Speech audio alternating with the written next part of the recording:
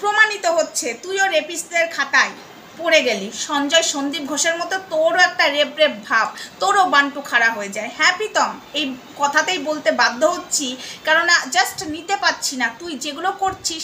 এবার তোকে থামাতে হবে। তুই প্রচণ্ড নিজেকে ভাবিস যে গভীর জলের মাছ, না তুমি ঘুঘু মাল ভাবো, কিন্তু তুমি অ্যাকচুয়ালি বিগ জিরো, তুমি ঘুঘু নাও আমাদের কাছে। তুমি যেগুলো করছো সবটা আমি জানি, সবাইকে এবার আমি সব বলে দেবো। প্রীতম, কে আগে যোগাযোগ করতে চেয়েছিল? হাই ফ্রেন্ডস, সোমা ওয়ার্ল্ডে তোমাদেরকে অনেক অনেক স্বাগত আর অনেক অনেক ভালোবাসা। চলে এসেছি আবারও একটা ভিডিও নিয়ে। তো যে কথাটা আমি বলছি ধৈর্য নিয়ে কথাটা মানে শোনো, আমার ভিডিওটা স্কিপ করো না। এই যে প্রীতম যে খেলাতে আবার মেতে উঠেছে, আবার একটা ঝড় আসতে চলেছে, বাট দিশানির তরফ থেকে দিশানি পরিষ্কার জানিয়ে দিয়েছে সৌরভের সাথে যদি বিয়ে নাও হয় দিশানি প্রীতমের কাছে যাবে না। বাট এ নাজেহালের মতো অবস্থা শুরু করেছে একবার গুড়িয়া, একবার দিশানি। ও তো রিমির সাথে থাকতেও তো করেছিল, রিমা আরও অনেকের সাথেই, ঠিক আছে। আবারও সেম জিনিস গুড়িয়ার সাথে প্রেম প্রীতি করছে, বাট আবার দিশানি ওর মন উড়ি উড়ি, মানে অ্যাকচুয়ালি ও মনের কথাটা তো রাখবে না। ও বলেছিল না, ওর মনেও এক মুখেও এক। ও বলেছিল যে আমি রিমি আর দিশানিকে কোনোদিন সুখী হতে দেবো না। ও সেম জিনিসটা করছে বন্ধুরা। ও ইনস্টাগ্রামে ওর সাঙ্গ পাঙ্গকে দিয়ে করিয়েছে, তোমাদেরকে তো স্ক্রিনে তুলে এনে দিয়েছি। এখন ও নিজেও করছে এবং আগেও করেছে, সেই প্রমাণ আমার কাছে সযত্নে আছে। তো ভদ্র ভাষায় প্রীতম তোকে বলছি, তুই যদি চাস যে ভালো থাকতে তাহলে ভালো থাক, আর তুই যদি চাস ভালো থাকবো না তাহলে আবার বাধ্য হব, আবার শুরু করব সেই খেলাতেই নামবো। তুই যখন সেই খেলাতেই নামতে চাইছিস, তোর বান্টুটা এবার কাটার ব্যবস্থা করবো, কারণ তুইও রেপিস্টদের খাতায় নাম লিখে ফেলেছিস। হ্যাঁ, তোর একটাতে পোষাচ্ছে না, তোর রেপিস্ট, তুইও ধর্ষণকারীর খাতায় নাম লিখে ফেলেছিস, তুইও একটা ধর্ষণ হয়ে যাচ্ছিস। এবার তো তোকে নিয়ে প্রতিবাদে নামবো যে এই ছেলে কত বিয়ে করবে আর কত ছাড়বে, ওরা একটাতে পোষায় না। আরে বিয়ে যখন ভেঙে যাচ্ছে, ঠিক আছে বসে থাক না, চুপচাপ কাজ কর। এত বিয়ে বিয়ে করার ইচ্ছা কিসের, আর মেয়েদের সর্বনাশ করার ইচ্ছা কিসের? কে আগে যোগাযোগ করতে চেয়েছিল তোর সাথে? কে চেয়েছিল আগে যোগাযোগ করতে? তুই না দিশানির সাথে? কে যোগাযোগ করতে চেয়েছিল? তুই তো। দিশানি নিশ্চয়ই নয়, দিশানি কোনো দিনই করবে না, আমার কাছে সব প্রমাণ আছে। তুই দিশানির সাথে যোগাযোগ করতে চেয়েছিলিস এবং তুই লোককে বলে বেড়াচ্ছিস, তোর হোয়াটসঅ্যাপ গ্রুপে বলে বেড়াচ্ছিস যে দিশানি তোর সাথে যোগাযোগ করতে চেয়েছিল। প্রমাণ আছে তোর কাছে, কিন্তু তুই যোগাযোগ করতে চেয়েছিলিস, সেই প্রমাণ আমাদের কাছে আছে ভাই। কি পাবলিকের সামনে তুলে দেবো ভাই? তো চাপ নিও না তুমি, তোমার যতটা জল গড়াবে আমিও ততটাই লেভেলে যাব। এবার সেই লেভেলে প্রীতম ভাই আমি দেব। এবার কন্ট্রোভার্সি চলো সেই দমে হবে। আমি ভেবেছিলাম তুমি থেমে যাবে, কিন্তু তুমি থামছো না। তুমি রেপিস্ট ধর্ষণকারীদের খাতায় নাম লিখিয়ে ফেলেছো। তোমার সারাক্ষণ ধর্ষণ করবো, বান্টু ঢুকাবো। তো সেই বান্টু কাটার দায়িত্ব এবার আমি নিয়ে নিলাম। বান্টুটা কুচকুচ করে কাটবো, যেমন সঞ্জয় সন্দীপ ঘোষের কাটছি, তোমারও কাটবো। তোমার বান্টু যদি কাটা না হয় তুমি মেয়েদেরকে ছাড়বে না। তোমার নেশায় পড়ে গেছো, তাই না? নেশায় পড়ে আছো। তুমি যখন জানো সৌরভের সাথে ওর বিয়ে ঠিক হয়ে গেছে, সৌরভের সাথেই ওর বিয়ে হবে, তারপরেও কেন তুমি সেই মেয়েটাকে খোঁচাচ্ছ? তুমি তারপরেও কেন সেই মেয়েটাকে আগে থেকে খচিয়ে ঘা করছো? সেই মেয়েটা তো তার মতো ভালো আছে, তোমার ভালো লাগছে না? না, সহ্য হচ্ছে না? অসভ্য ছেলে কোথাকার, বাদর ছেলে কোথাকার। রিমির সঙ্গে ডিভোর্স হয়ে যাওয়ার পরেও রিমিকে এরকম করছে, রিমিকে খিস্তি দিচ্ছে, রিমিকে অন্য লোককে দিয়ে খিস্তি দেওয়া হচ্ছে, বাজে কমেন্ট করছে। আবার তুমি দিশানির সাথে যোগাযোগ, এইদিকে উল্টিয়ে দোষ দিচ্ছ দিশানি করছে। তো যাই হোক, একটা ফোন এসেছিল, তো ফোনটা ধরলাম। তো বলছি ভদ্র ভাষায় তোকে বলছি, এখনও সভ্য হয়ে যা, না হলে তোর ব্যবস্থা কিন্তু নেব। হ্যাঁ প্রীতম, তোকে বলছি একদম ভদ্র হয়ে যা। তুই যেটা শুরু করেছিস, তুই দিশানির ঘাড়ে দোষ দিবি না। সৌরভ আর দিশানির মধ্যে ঝগড়া লাগাচ্ছিস। হ্যাঁ, সৌরভ আর দিশানির মধ্যে ঝগড়া লাগাচ্ছিস। তুই কি ভেবেছিস? আমাদের মুখটা চিনিস তো ভালো করে। যদি কালনায় যে তোর ব্যবস্থা করতে পারি, আবারও যে ব্যবস্থা করতে পারবো, ঠিক আছে? মুখ সামলে যা প্রীতম, মুখ সামলে যা।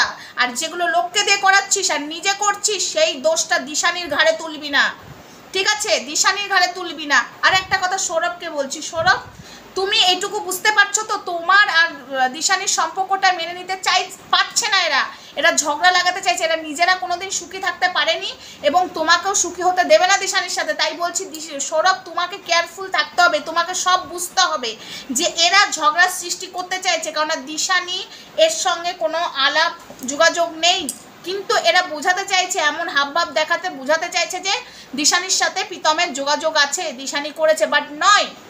আমার কাছে সব প্রুফ আছে, এগুলো প্রীতম করছে। কেননা ও শুরু থেকেই বলেছিল যে আমি সুখী হইনি, দিশানিকে রিমিকে সুখী হতে দেবো না, ঠিক আছে? সৌরভ ভাই তোমাকে বলছি, প্লিজ তুমি এদেরকে পাত্তা দিও না, এদেরকে ব্লক করো, কারণ তোমার মাথাটা খাওয়া চলছে, ঠিক আছে? আরও একটা কথা, তুমি কোনো সময় দিশানির দিকে আঙুলটা তুলবে না।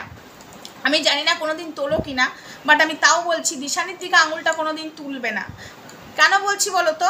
দিশানির সত্যি কথা বলছি ভালো মেয়ে, কারণ ওকে আমি এত অপমান করেছি, এত গালাগালি দিয়েছি, আমি তাও ওকে বুনু বলে ডেকেছিলাম, ঠিক আছে? কেন বলো তো? আমি জানি দিশানিকে কিভাবে পরিচালনা করা হচ্ছে, আর দিশানির মনে অন্য একটা ভয় ছিল, ঠিক আছে? তো যাই হোক, সেই ভয় তো কেটে গেছে। তাই সৌরভকে একটা কথাই বলছি, সৌরভ ভাই তোমাকে আমি দিদি হিসাবে বলছি, ভাই তুমি দিশানির পাশে থাকো, তোমার হাতটা দিশানির মাথায় রাখাটা দরকার, যতই ঝড়ঝাপটা আসুক তুমি দিশানির হাত ছাড়বে না। আর দিশানি তোকেও বলছি বনু, তুই সৌরভের হাত ছাড়বি না। আর মাঝখানে যারা যা করছে সব কটাকে দেখে নিচ্ছে, রেপিস ধর্ষণকারীগুলোকে এক একটা করে কাটবো, শুয়োরের বাচ্চাগুলোকে, সরি খিস্তি দিয়ে দিলাম, আর নেওয়া যাচ্ছে না প্রীতম, অনেক হয়েছে। এবার কন্ট্রোভার্সিটা কোন লেভেলে হচ্ছে তুই দেখ। আমি বললাম না আমি সব খবর জানি, তুই নাটক মারবি, লাইভে এসে ভিডিওতে এসে নাটক মারবি, আমি কিছু করছি না। তুই কি কি করেছিস আমার কাছে সব প্রমাণ আছে, তুই কি কি কাকে দিয়ে চ্যাট করছিস, নিজে চ্যাট করছিস, সব প্রমাণ আমার কাছে আছে, জল জ্যান্ত। প্রীতম বাধ্য করিস না ভিউয়ার্সদের সামনে তুলে দিতে, আর যেদিন তুলে দেবো সেদিন কিন্তু তোকে যেটুকু মানুষ দেখছে আর দেখবে না। আর সৌরভ ভাইকে একটাই কথা বলবো, তুমি দিশানির হাতটা শক্ত করে ধরো, কারণ সেই মেয়েটাকে শেষ করার জন্য আবার নতুন খেলায় নেমেছে। তাই প্লিজ ভাই হাত জড়ো করে বলছি, কোনো সময় কারুর কথায় দিশানিকে সন্দেহ করবে না, দিশানিকে আঙুল তুলবে না, কারুর কথায় না। আমি আগাম জানিয়ে রাখলাম, কারণ এই শিক্ষাটা তোমাকে আমার আগে দেওয়া দরকার ছিল যখন দিশানির সাথে আলাপ হয়। তো যাই হোক, দিতে পারিনি, আমি ভিডিওর মাধ্যমে দিচ্ছি ভাই, ভালো শিক্ষাই দিচ্ছি। তুমি দিশানির হাতটা শক্তভাবে ধরবে, আর দিশানিকে একদম কারুর কথায় আঙুল তুলবে না, কারণ এরা চাইছে তোমার আর দিশানির মাঝখানে ঝগড়া করতে, ঠিক আছে? সেটা হতে দেবে না। তুমি শক্তভাবে ধরে থাকো, আর এই শুয়োরের বাচ্চাগুলোকে আমরা দেখে নিচ্ছি কে আসছে তোমাদের মাঝখানে, একদম ফাড়কে রেখে দেবো, ফাড়কে রেখে দেবো। এই বান্টু কাটা প্রীতমের 12টা বাজিয়ে দেবো, ঠিক আছে? বান্টু কেটে রেখে দেবো, বা অ্যাকচুয়ালি তো হাফ বান্টু কেটে গেছে, ফুল বান্টু কেটে রেখে দেবো, কেননা আর নেওয়া যাচ্ছে না প্রীতম তুই যেটা করছিস। চল, মুখে বলছি তো, বন্ধুরা বুঝতে পারছে, আর তোর হোয়াটসঅ্যাপ গ্রুপের লোকগুলো বুঝতে পারছে যে আমি কি বলতে চাইছি।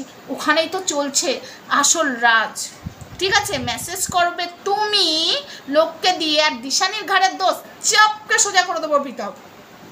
আর নিতে পারলাম না, জাস্ট আমার মাথা গরম হয়ে গেল। তো যাই হোক বন্ধুরা, ভিডিওটা আপাতত এইটুকুই, নেক্সট ভিডিওতে দেখা হচ্ছে, ততক্ষণ সঙ্গে থেকো, ভালো থেকো, সুস্থ থাকো। আর সৌরভ ভাইকে হাত জড়ো করে বলছি প্লিজ এই দিদির কথাটা রাখো, দিশানির হাতটা শক্ত করে ধরে রাখবে। আশা করি তুমি ধরে রেখেছো, তাও তোমাকে একবার আমি রাখতে বললাম। কেন বলো তো? জানা মানে বোঝা যাচ্ছে না কখন কি ঝড়টা আসে, ঠিক আছে? তাই তোমরা দুজনা শক্ত হয়ে হাতটা ধরে থাকো, আর এই আল ছাল বালগুলোকে আমরা দেখে নিচ্ছি, ঠিক আছে? চলো টাটা, নেক্সট ভিডিওতে দেখা হচ্ছে, টাটা।